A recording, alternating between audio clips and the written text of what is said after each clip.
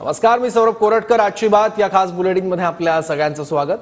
अजित पवार आणि देवेंद्र फडणवीसांनी प्रवक्त्यांना तंबी दिली आहे। महायुतीची बदनामी होईल असं कोणीही वागू नये असं अजित पवारांनी म्हटलंय, तर प्रवक्त्यांनी एकमेकांविरोधात बोलणं बंद करावं अशी तंबी फडणवीसांनी दिली आहे।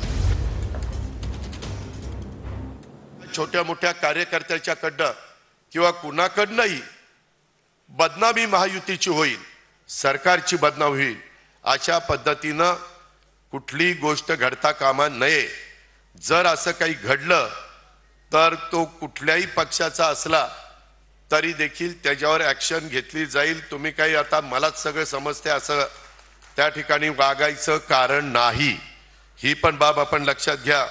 मी सगळ्या पक्षांच्या नेत्यांना विनंती करतो, आपण जर महायुतीमध्ये एकत्रित आहोत, आज आपलाच अनेक वेळा आपापसात विसंवाद दिसतो।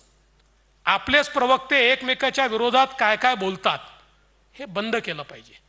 आणि कोणाला जर बोलायची खुमखुमी आलीच तर पहिल्यांदा आपापल्या नेत्यांना विचारा की मला खुमखुमी आली आहे, मी हे बोलू का?